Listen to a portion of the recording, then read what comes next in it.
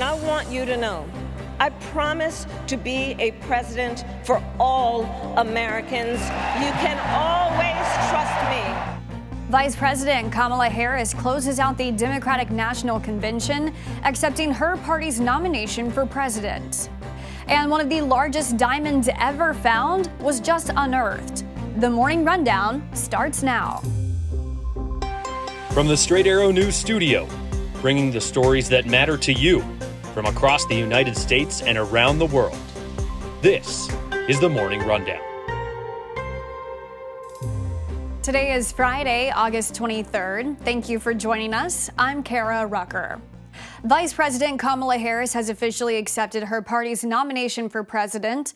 The Democratic National Convention coming to a close after Harris addressed the crowd, laying out more of her policy vision for the nation and going after her Republican opponent, former President Donald Trump. And I want you to know, I promise to be a president for all Americans.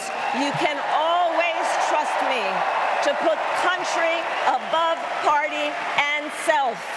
In many ways, Donald Trump is an unserious man. But the consequences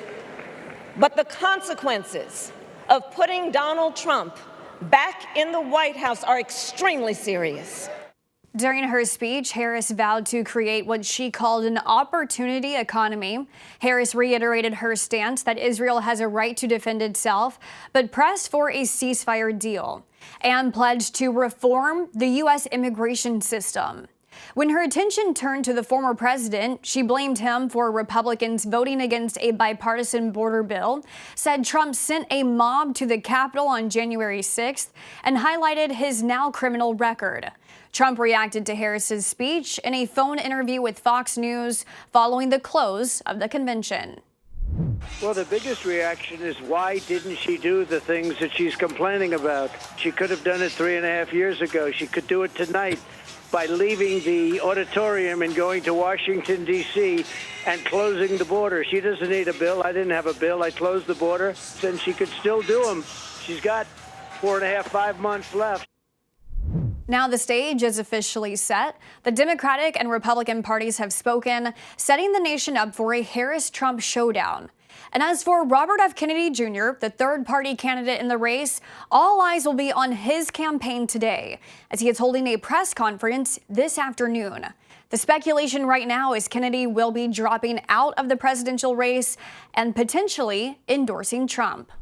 A few dozen protesters clashed briefly with Chicago police Thursday as Vice President Kamala Harris was speaking on the final night of the Democratic National Convention. It was a small group left over from the earlier demonstration.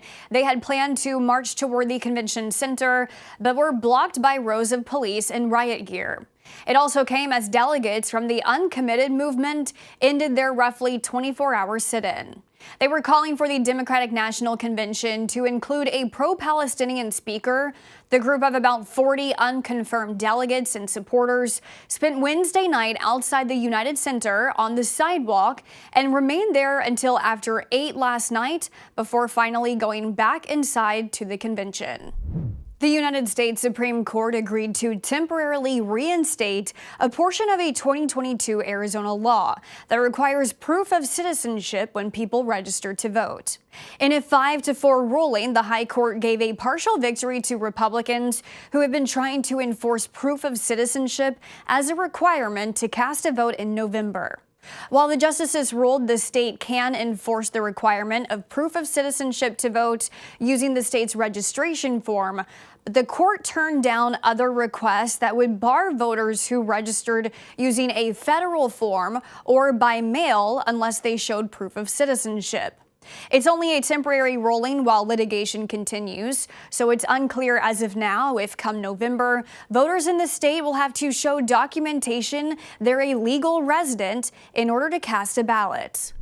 The Canadian government has now intervened in a labor dispute involving thousands of freight train workers. The deadlock on workers' contract negotiations could have led to a major economic disruption impacting goods coming into the United States. Canada's two largest railroads locked out more than 9,000 unionized workers on Thursday. But within hours, the government ordered the railroads to enter binding arbitration, and the trains are expected to resume running in a few days. The FDA has approved updated COVID vaccines from Pfizer and Moderna, putting the new shots on track to reach most Americans within days. These shots target a strain called KP2, which was the dominant COVID strain in May when we started seeing a summer surge of the virus. But now it only accounts for roughly 3% of all U.S. cases, according to the CDC. Still, Pfizer and Moderna say their KP2 vaccines can produce stronger immune responses against other circulating subvariants than sticking with last year's round of shots. Finally this morning, we have some big news coming from Botswana, and we mean really big.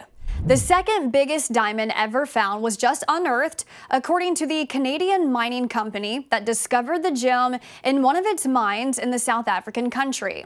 The 2,492-carat massive diamond is the biggest one found in more than a century, and it was located using X-ray technology. The mining company presenting Botswana's president with the huge stone on Thursday. The diamond will be evaluated over the next several weeks and will likely sell for tens of millions of dollars. The colossal stone is believed to be the biggest one found since a 3,106-carat diamond was discovered in South Africa in 1905, then cut into smaller stones, some of which make up the British royal family's crown jewels. These are your top stories for this Friday. We'll see you back here on Monday. Until then, I'm Kara Rucker. Have a great weekend.